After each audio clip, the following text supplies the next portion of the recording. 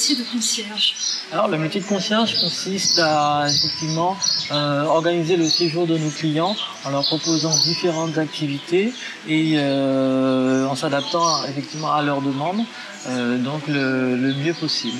Qu'est-ce que vous pouvez nous dire sur votre parcours professionnel? Alors moi j'ai toujours été dans le tourisme, je n'ai pas eu un parcours hôtelier, donc pas dans une école hôtelière. J'ai toujours été dans le tourisme, j'ai une formation linguistique en Angleterre, où j'ai travaillé dans une société qui proposait des bed and breakfast et puis aussi qui faisait de la publication sur le tourisme à Liverpool, donc c'était à Liverpool. Donc voilà, et suite à cela, je suis revenu à La Réunion où j'ai pu tenter ma chance ici au PAL et voilà, depuis ça dure. Et donc votre passage en Angleterre, ça a contribué à votre apprentissage de l'anglais?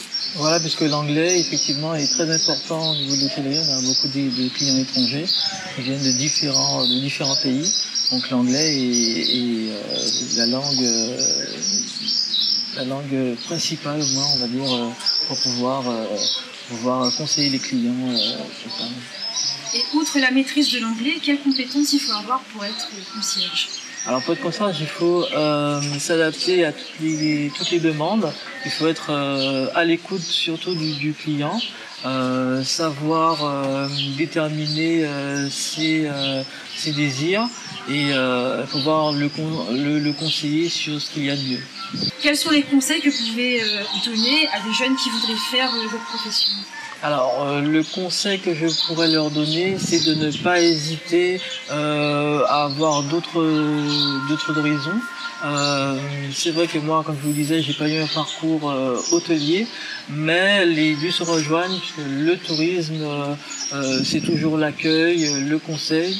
Donc, ne pas hésiter à se former, surtout au niveau de la langue anglophone, et de se lancer, de ne pas hésiter. Il n'y a pas de limite.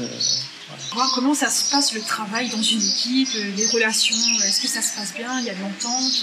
Voilà, donc le point fort qu'on a ici, c'est qu'on a une équipe vraiment soudée. Donc c'est tout un travail de groupe. Dès qu'on a une demande en conciergerie, par exemple, je vais vous donner une petite anecdote. Un couple qui venait d'arriver voulait organiser leur voyage, leur lune de miel à la plage de Grand-Anse. Donc à ce moment-là, c'était la conciergerie, la réception, la cuisine qui ont travaillé ensemble pour pouvoir organiser ce petit barbecue sur la plage de Grand-Anse. Donc c'était assez sympa. C'est une coordination avec le directeur, la cuisine, le chef de restauration. Donc c'est vraiment un concordant contre tous les services. Comment est-ce que vous voyez, tout à l'heure vous m'avez dit que vous avez 6 ans d'expérience dans votre profession, et comment vous voyez l'évolution de votre métier? Alors ça évolue chaque jour effectivement, comme je vous le disais, en s'informant sur l'actualisation des différentes activités, sur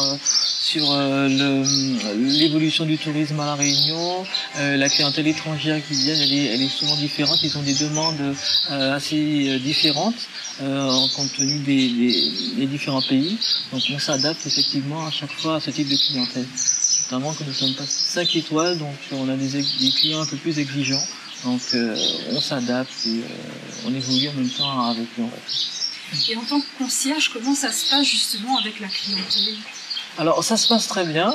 En général, les clients ils sont heureux de venir à La Réunion, donc il y a le soleil, donc ils sont toujours